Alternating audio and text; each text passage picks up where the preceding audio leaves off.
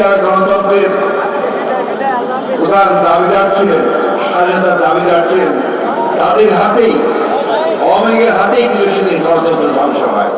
আন্তর্জাতিক গণতন্ত্র দিবস উপলক্ষে বিএনপি আয়োজিত আজকের এই শহীদদের স্মরণের স্মরণ সভা, তার সম্মানিত আয়োজকবৃন্দ, আহত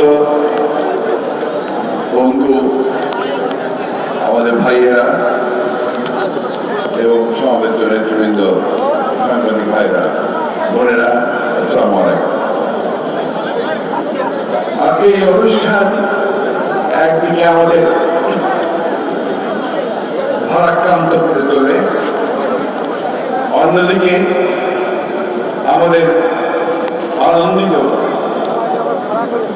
যাকে গণতন্ত্রের জন্য এই দেশের মানুষ তারা সব সময় আত্মত্যাগ করেছে, প্রাণ দিয়েছে দীর্ঘকাল ধরে। আমরা যখন স্বাধীন হয়েছি 1971 সালে, আমরা তখন ধরে নিয়েছিলাম যে আমরা একটা সত্যিকার অর্থেই গণতান্ত্রিক রাষ্ট্র, গণতান্ত্রিক সমাজ পাব।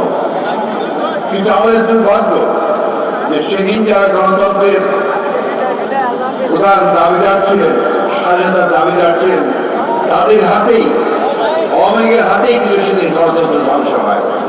তার 1975 সালে একদলীয় শাসন ব্যবস্থা বাকশাল প্রতিষ্ঠা করে।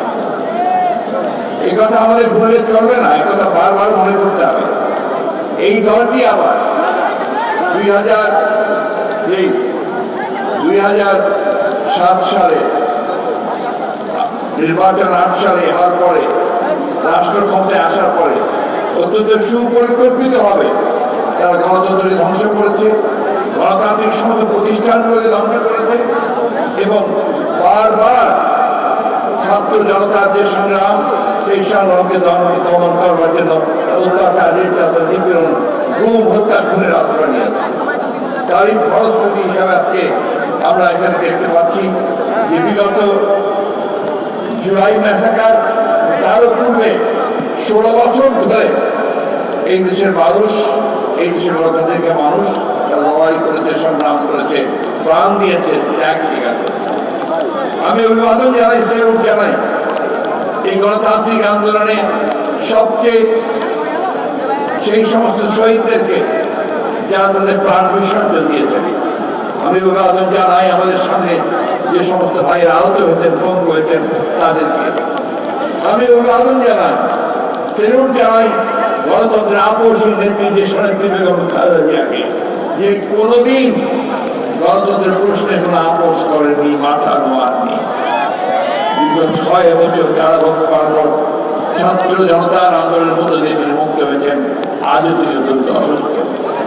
আমি অভিবাদন জানাই আমাদের ভারপ্রাপ্ত চেয়ারম্যান জনাব তারেক রহমানকে, যিনি মিথ্যা মামলায় নির্বাচিত হয়ে বিদেশে থেকেও এই দীর্ঘ বছরগুলোতে এখানে গণতন্ত্রের সংগ্রাম করেছেন, সহযোগিতা করেছেন, নেতৃত্ব দিয়েছেন।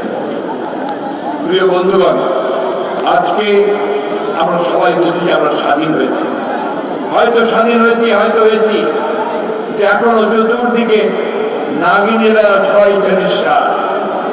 সেই তাদের চক্রান্ত তারা বিভিন্নভাবে ছড়াচ্ছে এবং আমাদেরকে বিভক্ত করবার চেষ্টা করছে।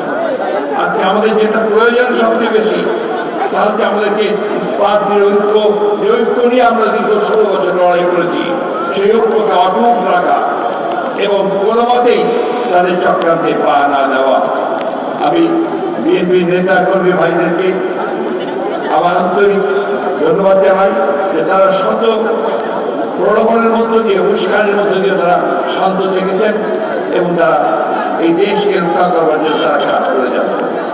আমি ধন্যবাদ জানাই আমাদের সেই সমস্ত দলগুলোকে, রাজনৈতিক দলগুলোকে, সংগঠনগুলোকে যারা দীর্ঘকাল ধরে এই সংগ্রাম লড়াইয়ে আমাদের সঙ্গে সংযুক্ত হয়েছেন, কাজ করে যাচ্ছেন।